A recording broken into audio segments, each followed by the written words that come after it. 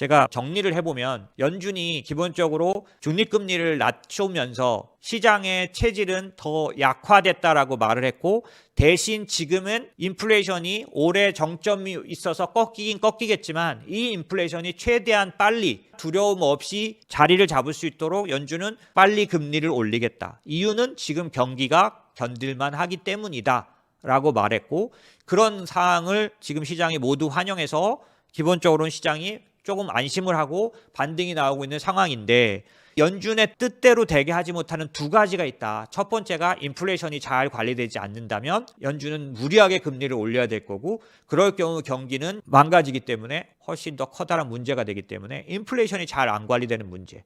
그래서 오는 똑같은 문제일 수도 있지만 지금 이미 경기 침체나 스태그플레이션이 심각하게 나타난 거 아니냐. 두 번째 문제, 경기가 이미 견딜 수 없을 만큼 약한 거 아니냐. 혹은 지금 금리 인상을 전혀 견딜 수 없을 만큼 경기는 약한 상황 아니냐라는 걱정이 두 번째 걱정인 거죠. 이 두 번째 걱정 안에 가장 큰 부분이 유가이기 때문에 이 두 번째 걱정을 다시 한번 이제 얘기를 드려보겠습니다.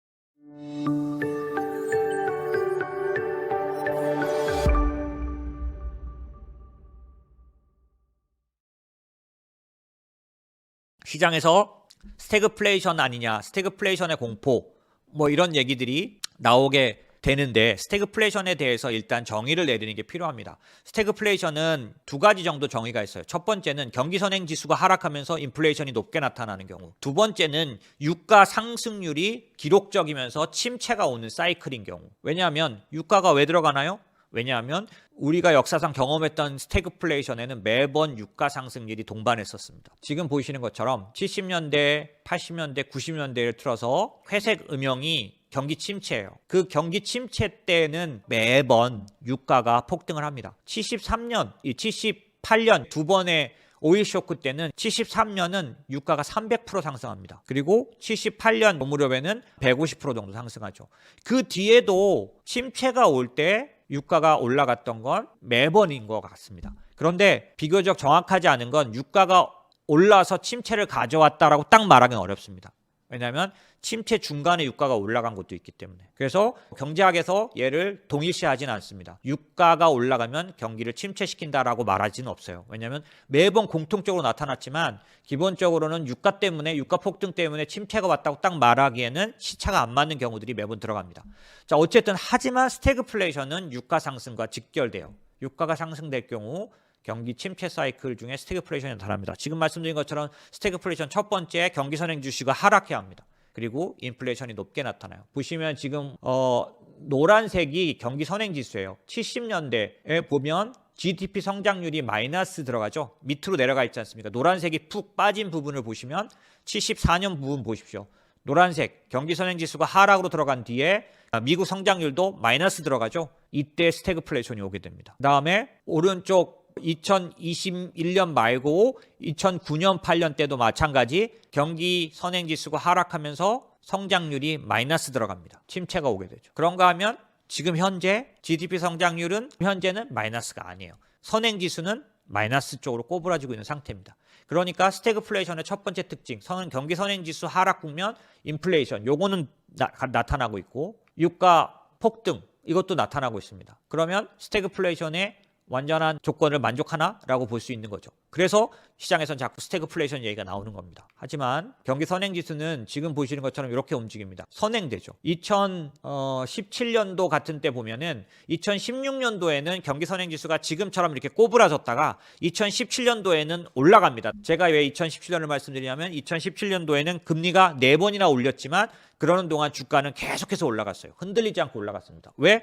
경기 선행지수가 위로 상향하고 있는 1년 동안이었기 때문입니다. 그러니까 지금 경기 선행지수는 어때요? 꼬부라져 있습니다. 그러니까 시장이 걱정하는 거죠. 하지만 2017년도, 16년도에 보면 꼬부라졌던 지수가 상향으로 돌아서면서 1년 동안 올라갈 수 있는 시장이 올 수도 있습니다. 이렇게 보면 되고요. 나우가 보여주는 미국 실질 경제 성장률은 이미 마이너스에 들어갔습니다. 1분기는 아마도 스태그플레이션 지표로 잡힐 수 있을 것 같아요. 경제 성장률 마이너스로 들어갔으니까요. 원래 GDP는 후행하죠. 그래서 분기 뒤에 나오는데 GDP 나오는 바로 나오는 GDP입니다. 그래서 나오죠. GDP 나우를 보면 기본적으로 1분기는 마이너스 경제 성장할 것 같습니다. 그렇게 보면 스태그플레이션 위험에 들어가 있다라고 볼 수 있죠. 또는 장단기 금리 차가 이미 상당한 위험을 말해준다는 얘기는 여러 번 들으셨을 거예요. 왜냐하면 장단기 금리 차가 좁아져 있다. 지난달에 제가 말씀드렸죠. 지난번 금리 인상 기간에는 7번 올린 뒤에 장단기 금리 차를 지금 아직 한 번도 안 올렸는데 벌써 그렇게 좁아져 있다라고 말씀드렸잖아요. 10년하고 2년 금리 차는 지금 어느 정도 됐냐면 21bp, 뭐 20bp 조금 넘는 상황인데 요게 지난번 같은 경우는 7 금리 인상을 한 뒤에 나타났던 장단기 금리 차인데 지금 이미 거기에 가 있기 때문에 실제로는 상당 부분 걱정스러운 부분이 시장에서 자꾸 얘기되는 거고, 여기 보시는 지표들은 12개월 침체 확률은 아직 나쁘지 않은 그런 상황이죠. 하지만 뱅크 오브 아메리카에서는 리세션 리스크는 현재는 낮지만 내년도는 매우 높다. 골드만삭스도 20%에서 35% 정도를 예상한다라고 말했죠. 그만큼 상당 부분 스태그플레이션에 관련된 두려움이 있습니다. 이제부터는 좀 다른 점을 얘기 드릴게요. 하지만 스태그플레이션이라고 보기는 어렵다, 이르다, 혹은 맞지 않다라고 말할 수밖에 없는데요. 첫 번째, 유가와 관련돼서는 지금부터 집중적으로 유가 얘기를 좀 드릴 거고요. 유가와 관련돼서는 70년대와 지금 현재 유가는 많이 다릅니다. 어떤 면에서 다르냐? 70년대는 원유 집약도라는 게 110%까지 높아졌어요. 원유 집약도라는 게 뭐냐면 GDP 1000불을 만들어내는데 들어가는 인풋 양을 말하는데요. 원유 집약도가 1000불어치의 부가가치를 만들어내는데 원유가 100% 들어가는 거, 이게 100%입니다. 근데 70년대는 이게 심지어 100에서 110%까지 갔었어요. 지금은 몇 프로인가요? 지금은 31%입니다. GDP 1000불을 만들어내는 데 있어서 70년대에 들어가는 원유보다 31%만 들어가면 된다는 얘기입니다. 결국 뒤집어 말하면 70년대의 유가 부담을 오늘날로 환산하면 180불이 가야 된다는 얘기예요. 유가가 180불을 가야 70년대 유가만큼 지금 부담을 느낍니다. 왜? 원유 집약도라는 게 31%까지 낮아졌기 때문에. 이건 잘 이해하시면 좋습니다. 무슨 말이냐면 부가가치를 만드는 데 있어서 원유가 들어가는 양이 적어졌어요. 31%밖에 안 들어갑니다.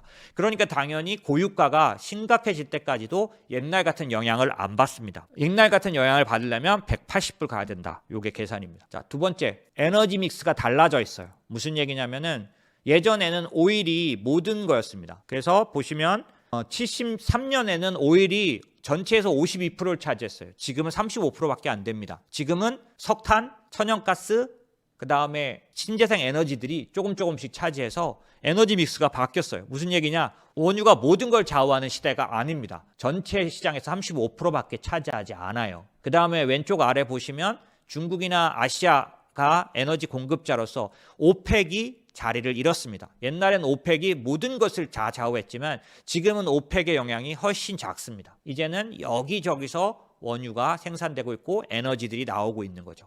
그런가 하면 오른쪽에 보시면 미국 천연가스 수출 물량이 급속히 증가했다. 대체 에너지죠, 천연가스는. 그래서 천연가스 물량이 엄청나게 증가하고 있기 때문에, 더군다나 미국은 원유 관련돼서는 독립국이죠. 그러니까 이런 것들이 70년대하고는 오일 쇼크가 오던 그 상황하고는 많이 다르다. 자, 그래서 이게 이제 월가들이 갖고 있는 계획입니다. 아마도 지금 22년도 3월 달에는 저 하얀색 부분이 이제 러시아가 채워야 될 부분인 거죠. 저만큼 비지만은 시간이 갈수록 나머지 것들이 러시아 분을 채워갈 거다라고 보는 겁니다. 왜? 러시아는 이제 사실상 중국에만 수출할 가능성이 높아져가지고, 그것도 이제 어떻게 될지 모르겠는데, 어찌됐든 러시아 분을 나머지가 채워가는데, 나머지가 뭐냐? 오펙 플러스, 이란, 그 다음에 넌 오펙, 뭐 이런 것들이라는 거죠. 좀 자세히 보면은 오펙 플러스가 상당 부분 지금보다는 많이 올릴 거다. 왜냐하면 걸프 3국 가장 많이 내놓는 아랍에미레이트, 이라크 3개가 267만 배럴 정도 더 캐파 늘릴 수 있는 상태인 거죠. 근데 안 늘려요. 왜 안 늘리냐면 당했기 때문에. 이거 보시면 2007년 10월, 2018년 1월에 미국이 죽어라고 부탁해서 걸프 3국이 죽어도 안 한다고 했다가 나중에 결국 증산했습니다. 그랬더니 뒤통수 맞죠. 후가라고 써있는데 보시죠. 증산하고 나니까 미국발 금융위기가 와가지고 유가 급락 오면서 얘들은 아주 그냥 철창에 갇히게 돼버리죠. 증산해버리는 바람에 발등을 찍은 게 됐죠. 2018년 1월 달에도 이제 이란 제재하기 위해서 베네수엘라 제재하기 위해서 증산해 달라고 막 사정사정 해가지고 결국 안 듣다가 나중에 증산해 줬더니 마지막에 보니까 미국이 뒤통수 쳤습니다. 그래가지고 유가 급락하면서 또 다시 오랫동안의 저유가 상황으로 가서 굉장히 곤란해졌죠. 이런 일을 당했기 때문에 오펙 플러스는 잘 안 듣는 겁니다 지금. 하지만 어느 정도 이들도 갖고 있는 생각이 있어요. 그게 뭐냐면 너무 수요가 죽어버리면 자기들에게도 피해가 온다 라는 것 때문에 실제로는 증산에 좀 참여할 거로 보여지는 거죠. 두 번째는 전략 비축유가 어느 정도 좀 나올 수 있는 부분이 있고, 세 번째는 이란입니다. 아마도 150만에서 250만 배럴 나올 수 있다. 예, 한 250만 배럴은 가능해 보여요. 러시아가 1100만 배럴을 내놓을 수 있는데 250만이어 봤자 충당은 안 되지만 이런 것들을 합치면 어느 정도 되겠는데 250만 배럴 가능해집니다. 최근에도 이란과의 얘기는 거의 이제 러시아의 그런 협박도 미국이 오케이 했죠. 그게 뭐냐면 이란과 러시아의 거래를 막지 말라라는 거에 대해서 그렇게 하겠다라고 동의도 받았고, 그다음에 뭐 몇 가지 협의들이 이미 이루어졌기 때문에 어느 정도는 아마도 이거는 가시화된 것 같습니다. 또 하나는 베네수엘라죠. 베네수엘라는 그동안 제재를 받아서 엄청나게 줄여놨기 때문에 갑자기 늘릴 수는 없지만 지금 현재 증산에 대해서는 가장 적극적입니다. 그렇기 때문에 베네수엘라가 좀 늘리기 시작하면 어느 정도 도움이 된다라는 거고요. 얘네를 다 합쳐서 477만 배럴 정도. 그 다음에 캐나다에서 들어오는 키스톤 쪽에서 아마도 이거는 사업 재개가 되지 않을까라고 하고, 이 부분이 또 지금 현재는 들어오는데 요건 둘 다 어떤 거냐면 탄소 중립의 속도 조절. 그게 무슨 얘기냐면 이제 탄소 중립에 대해서 각 나라가 선언을 했는데 그러고 보니까 지금 전쟁이 터지면서 훨씬 더 힘들어져 버려서 중국도 요번에 양회 때 바로 그냥 정정했습니다. 탄소 관련돼서 목표치를 줄여버렸어요. 그럴 정도로 탄소 중립의 속도 조절을 하고 있죠. 이게 이제 캐나다에도 영향을 줄 거고, 그럼 샌드 오일이 들어오게 될 거다. 그다음에 미국의 백악관 같은 경우에서도 지금 현재는 버티고 있지만 중간 선거 때문에 아마도 지지율 때문에라도 양보를 좀 하지 않겠느냐라는 거고요. 그래서 나올 수 있는 게 셰일 쪽입니다. 셰일의 캐펙스가 지금 현저히 적은데 셰일의 캐펙스가 늘어나지 않겠느냐. 리그 카운트라는 거는 그 셰일에서 시추하는 시설을 말하는데 이게 지금 최저로 내려가 있지만 점점점 올릴 생각이 있다. 예를 들어서 BP 5억 달러, 그 다음에 엑슨모빌 뭐 30% 확대, 뭐 이런 식으로 쉐브론이 캐펙스 확대, 이런 것들이 다 들어가 있기 때문에 시간이 좀 걸리지만 이제 늘려갈 거라서 이 부분이 다 늘어나면 러시아 부분을 대체할 수 있게 될 거다라는 거고요.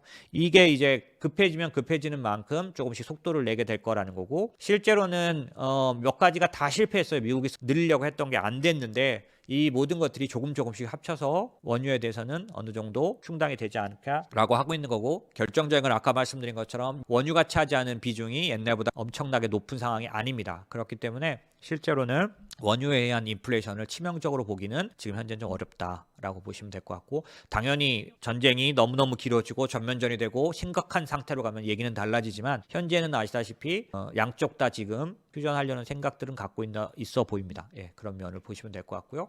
그 다음에 경기에 대한 부분을 좀 봐야 되는데, 경기에 관련돼서는 장단기 금리차가 엄청나게 가까워진 걸 보면 경기가 어려운 거 아니냐, 경기에 대해서 나쁘게 봐야 되는 거 아니냐라고 해서 2년과 10년 장단기 금리차가 거의 가까워진 모습, 지금 같은 모습들을 얘기를 하는데, 사실은 거기에는 하나 알아야 될 게 있다. 그게 뭐냐면 장단기 금리차가 제가 지난번에 말씀드린 것처럼 금리를 이전에 7번 올린 뒤에 나왔던 장단기 금리차가 지금 똑같이 그 정도로 좁아져 있다라고 말씀드렸는데, 그거는 장기 금리가 그때처럼 빨리 내려와서가 아니라 이번에는 단기 금리가 그때보다 훨씬 빨리 올라서라는 게 좀 다른 점입니다. 오른쪽 끝에 보시면 하늘색 선이 단기선이 올라가는 거고 까만색 선이 장기선이 내려오는 건데, 예전보다 장기선이 빨리 내려온 게 아니라 예전보다 단기선이 빨리 올라간 겁니다. 수직으로 서 있죠. 거의 단기 금리가 너무 빠르게 증가해요. 2년물이 너무 빠르게 올라가서 좁아진 상황이라는 거죠. 그러니까 과거의 장단기 금리차 좁아진 거하고는 약간 다른 양상입니다. 왜냐하면 이번에는 독특하게도 연준이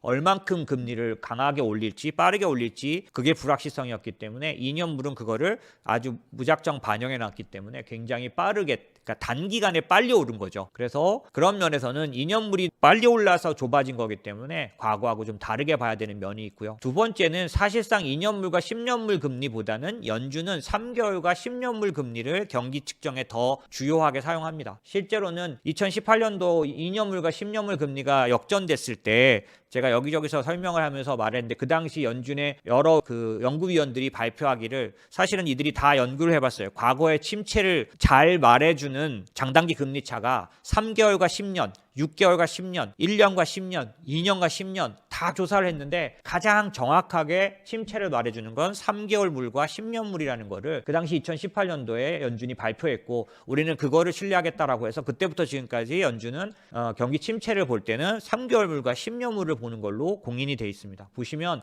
3개월과 10년 물은 보시면 지금처럼 침체를 가장 정확하게 미리 말해주는 것들을 알 수가 있어요. 왜냐하면 2년 물과 10년 물은 장단기 금리차 역전이 오고 나서 빠르게는 9개월부터 길게는 34개월까지 뒤에 위기가 왔어요. 그런가 하면 3개월 물과 10년 물 금리는 훨씬 더 정확하게 미리 예보하고 있는 걸 알 수 있습니다. 그래서 연준은 현재는 3개월 물과 10년 물 금리를 중요하게 생각하는데 3개월 물과 10년 물 장단기 금리 차는 보시는 것처럼 아직 여유가 상당히 남아 있습니다. 지금 얘가 그 모습이에요. 걱정하기는 아직 이르다. 거의 200bp 차이 나 있죠. 지금 아직 역전돼 있지 않은 거죠.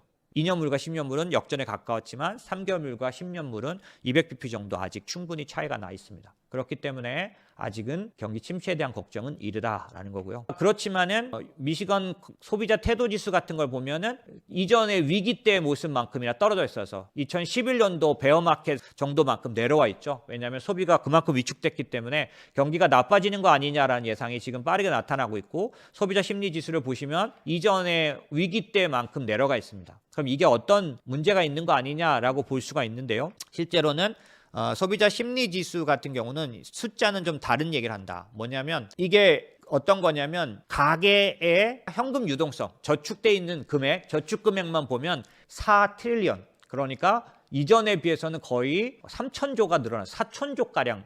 그러니까 현금으로 보면 역사상 최대 엄청난 양의 현금이 세이빙 계정에 들어가 있기 때문에 엄청난 저축액을 말해준다라는 것들 때문에 사실 소비는 그렇게 쉽게 꺼지지 않을 거다라는 얘기를 하고 있고요. 두 번째는 유가가 올라서 지금 엄청난 부담을 느끼는데 그 부담이 생각보다 적다. 왜냐하면 현재 미국은 GDP에 관련해서 원유값이 차지하는 부담은 3%밖에 안 된다는 거죠. 보시면 80년대, 70년대에 비해서 훨씬 더 많이 부담이 내려와 있습니다. 유가가 차지하는, 왜냐하면 이 모든 생활 구조가 바뀌었기 때문에 유가가 차지하는 비용이 부담이 굉장히 내려와 있다는 거죠. 그렇기 때문에 가계가 유가 올라가는 것 때문에 소비를 대폭 줄일 거다라고 생각하는 건 좀 과하다라는 얘기고요. 네 번째는 쿠션이 있다라는 겁니다. 쿠션은 뭐냐면 가처분 소득에 비해서 가계 자산이 850배가량 늘어나 있다. 이거는 최대입니다. 그래서 가처분 소득 관련된 그런 가계 자산이 굉장히 어느 때보다 높다는 거죠. 무슨 얘기냐면은 가정이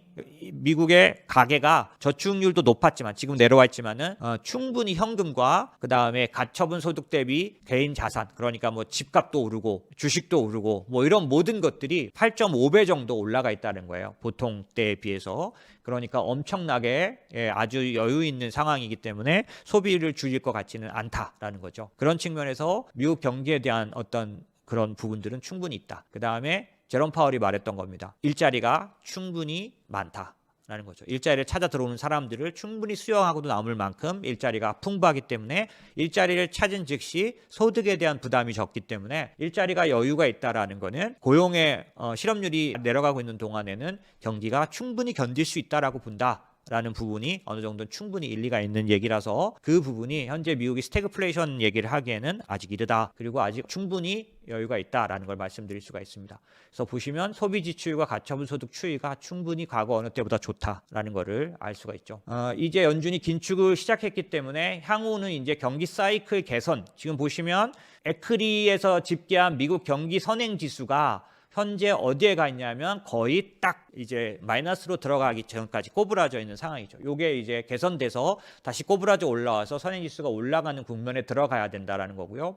과거에 94년도에 엄청나게 금리를 3% 이상 한 해 동안 3%를 올린 적이 있는데 이때도 미국장이 꺾이지 않고 지속적으로 상승했던 경험이 있다는 거예요. 보시면 94년도에서 95년, 96년 보면 계속해서 S&P가 상승하죠. 이때는 왜 그랬냐? 이때는 저인플레 경기 호황 기간, 그러니까 경기 확장기 때는 연준이 금리를 강하게 올리는 기간에도 충분히 주식시장은 올라간다라는 거고요. 과거의 사례는 그거를 분명히 말해주고 있기 때문에 이번에도 아마 적용이 할 만하다라는 거고. 자, 그러면 앞에 부분을 정리하고 마무리를 좀 해야 될 것 같습니다. 지금 제가 오늘 좀 설명을 드렸던 이유는 전체적으로 지금 우리 시장이 어디를 가고 있는지 설명을 드렸어요. 그래서 연준이 발표한 걸 의해서 시장이 왜 환영했고, 시장이 왜 반등이 나오기 시작했고, 기술주가 왜 더 강하게 오르기 시작했는지, 장기금리와 관련된 거고 중립금리와 관련된 거란 얘기 드렸어요. 앞으로도 계속 시장에서 여러분이 반영해야 될 아주 중요한 팩트일 겁니다. 그런가 하면 그러면 다 됐냐? 그렇지 않다. 첫 번째, 물가가 잘 관리될 것이냐가 중요하다. 연준이 말한 것처럼 올해 중간에 정점이 나오고 꺾여서 내년도에는 2%대 들어갈 수 있을 만큼 물가가 관리될 거냐, 이게 중요하다. 만약에 물가가 관리되지 않으면 연준이 말했던 계획에도 차질이 오게 되고 또 다른 국면을 우리는 준비해야 된다. 그런 측면에서 우리가 만약에 시장을 예측하고 투자할 거면 물가가 과연 얼만큼 심각한지에 대해서 생각해야 한다라는 거고, 물가가 심각한 거를 생각하는 데는 두 가지 얘기가 있다. 사실은 세 가지인데, 하나는 뭐냐, 돈을 많이 풀었으니까 물가는 걷잡을 수 없이 올라가는 거 아니냐라고 할 수 있는데 그렇지 않다 설명드렸고요. 과거의 금융위기 때도 엄청난 유동성을 풀었지만 인플레이션은 2%를 가지 못했다. 제롬 파월 직전에 자넷 옐런 때는 2%를 못 가서 전전긍긍했고, 그래서 하이프레셔 이코노미라 그래서 오히려 인플레이션을 늦게 올리겠다, 이렇게 말할 정도로 해야만 인플레이션 부양을 하려고 했었을 정도다. 근데 그때 돈이 덜 풀려서 그러냐? 그건 아니라는 거고. 두 번째는 70년대 인플레이션처럼 그레이트 인플레이션 시대가 온 거냐, 이제 구조적으로 인플레이션이 올라갈 수밖에 없는 시대가 온 거냐. 구조적인 얘기를 할 때 반드시 하는 얘기는 이제 글로벌 밸류 체인이 아니라 자국 내에다가 밸류 체인을 만드는, 결국 세계화가 이제 끝났기 때문에 이제는 제가 보기엔 신냉전, 중국, 러시아 혹은 이란 이쪽 라인과 나머지 유럽, 미국 이쪽 라인이 각자 밸류체인을 따르게 가동시키는, 어떻게 보면 블록화된 시대가 이제 만들어져 가는데 어떻게 할 수 있습니까? 미국의 인텔이 요번에 반도체에 투자를 하는데 어디다 간다 그랬죠? 유럽에다 한다는 거예요. 지들끼리 밸류체인을 나눠 하겠다는 겁니다. 그런 것처럼 기본적으로 이 양대 진영, 블록화된 이런 세상이 올 텐데, 이제 이렇게 됐을 때 기본적으로 구조적인 인플레이션 시대가 오냐 그러면 지금 말씀드린 것처럼 그런데 그렇지 않다라는 얘기를, 우선 인구에 관련된 임금 인플레이션이 구조적이지 않다. 왜냐하면 제가 몇 달에 걸쳐서 임금 인플레이션은 더 지켜봐야 된다, 웨이지 프라이스 스파이럴이 아닌지 봐야 된다라고 계속 말씀드렸고, 제가 고민하고 찾아서 결론을 내드린 거예요. 그렇지 않다라고 말씀드렸고, 임금 상승이 꺾인 것이 지금 뚜렷하게 눈에 보이고 있는 지표들이 계속 보이고 있습니다. 그런 측면에서는 아까 말씀드린 낮은 분위수의 노동자들이 일자리로 돌아오게 되면 경제활동 참여율이 높아지면서 임금 상승이, 워낙 소득 낮은 분들 쪽에서 워낙 임금 상승이 높았기 때문에 전체적으로 임금 상승률이 높아 보였지만 실제 조금 더 전문직 쪽에서는 임금 상승률이나 이런 것이 위협적이지 않았기 때문에, 그리고 과거처럼 노동조합이 움직이는 것도 아니기 때문에 임금 상승이 스파이럴을 만들어내진 않는다라는 얘기를 드렸고요. 그렇게 보면 구조적인 다른 부분들, 인구 구조, 그 다음에 양극화, 기술 발전, 이런 것들은 디플레이션 시대를 그대로 말해주고 있다. 그렇기 때문에 저는 어떻게 생각하느냐, 향후 2022년, 23년도만 가도 다시 디플레이션 시대로 돌아갈 수 있다라고 생각이 든다라는 거죠. 22년은 스태그플레이션이냐? 그건 전 과하다고 생각해서 아니라고 보는데, 23년도도 경기가 확장되고 좋을 거로 보느냐? 그건 아직 모르겠다라는 거고, 여차하면 23년도 후반기부터 물가나 이런 부분들의 영향을 받아서 디플레이션, 인플레이션도 나타나지 않지만은 경기도 약화되는 그런, 물가가 낮은 그런 국면이 또다시 들어갈 수 있다. 어쨌든 2년이 아니라 한 3년만 뒤면 다시 디플레이션 시대로 돌아간다라는 게 제가 생각하는 바인데, 어쨌든 지금 말씀드린 것처럼 인플레이션은 구조적으로 바뀐 시대가 아니라, 왜 스태그플레이션에 대한 얘기를 드리면서 유가가 단 하나 커다란 걱정이었는데, 에너지가 커다란 걱정이었는데 유가가 구조적으로 상승할 수 있는 상황이 아니라는 거를 제가 설명드렸잖아요. 그런 측면에서 인플레이션은 구조적인 상황이 아니다. 인플레이션 시대가 오지는 않았다. 다시 원자리로 돌아간다. 연준도 중립금리를 2.45밖에는 못 본다라는 거고요. 그 다음에 스태그플레이션이냐? 스태그플레이션은 아직 아니다. 과하다라는 얘기를 드렸죠. 경기가 잠시 수축되는, 왜냐하면 아직 경기 선행 지수 같은 것들이 꼬부라져 있긴 하지만 곧 돌아설 수 있는 그런 여러 가지 것들을 갖고 있고, 스태그플레이션이라고 말하기에는 아직 좋은 여러 가지 것들이 갖고 있다라고 말씀드립니다. 특별히 이제 유가 상승률이 높은 거가 가져오는 압도적인 부분보다는 예전보다 유가가 차지하는 영향이 작아졌다는 얘기를 드렸고, 그 다음에 경기 선행지수 관련해서는 미국에 한해서는 적어도 엄청난 돈을 쏟아부음으로 해서 그 소비의 저력이 충분히 있기 때문에 기본적으로 경기가 꺾어질 수 있는 상황은 아직은 아니다라는 것들을 말씀을 드렸습니다. 그래서 스태그플레이션을 두고 투자는 저는 하지 않는다라는 말씀을 드렸어요. 그러면 이런 부분들을 갖고 이제 향후 시장에서 우리가 어떻게 할 수 있느냐라는 부분은 길게 얘기는 못 드리고 시간 다 가서 지난번에 말씀드렸던 부분들은 명심해야 될 원칙들만 말씀을 드리면, 기본적으로 연준은 또 이번에도 지난번에 금리 올렸을 때만큼보다 더 낮게밖에 못 올린다는 사실을 인정했다. 그 얘기인즉슨 저금리 저성장 국면은 계속된다라는 것들을 말씀드렸고, 10년 국채 금리가 그것을 증명한다. 이번에 만약에 아까 제가 말씀드렸던 2% 꼭지 2%대를 그 터미널 레이트라고 본다면 여전히 국채 금리는 지속적으로 추세적으로 낮아지고 있다라고 밖에 볼 수 없습니다. 이거는 낮은 금리 저성장을 말해주는 거라는 거 볼 수가 있고요. 그렇기 때문에 성장주 대비 가치주 비율이 현재는 한저하게 올라와 있지만 저는 여전히 1년만 뒤를 봐도 성장주가 지속적으로 우월한 성장을 할 수밖에 없다. 왜냐하면 저성장 저물가 국면에서는 여전히 성장이 희소하기 때문에 성장에 투자하는 게 일시적으로는 지금 한 달, 두 달, 세 달의 투자에는 혹시 실패할 수 있지만, 만약에 내가 잠시 못 돌보더라도 방향이 맞으면 성장주에 제대로 투자해 놓으면 내가 기다리는 동안, 버티는 동안 충분히 가격을 회복할 수 있다. 그러므로 향후에 비율적으로 보면 성장주 위주의 투자를 여전히 해야 한다. 성장주는 그러나 아무거나 투자하면 안 된다. 지금 보이시는 것처럼 2010년까지는 마이크로소프트보다 시스코가 더 나았지만, 더 나은 투자였지만 2010년도부터는 시스코와 마이크로소프트는 다른 길을 갔다. 그렇기 때문에 성장주고 어느 거를 투자하든 성장주는 좋은 것은 절대로 아니다. 1년, 2년, 3년, 5년을 기다릴 수 있는 성장주를 투자해야 한다라는 것이 저의 생각입니다. 앞으로는 더 저렇게 많은 차이를 가져올 거라고 보기 때문에 기본적으로 좋은 성장주를 골라서 투자하는 그런 면에서는 종목이 아니라 산업에다 투자하는 건 굉장히 좋은 방법이다라고 생각을 하고 있습니다.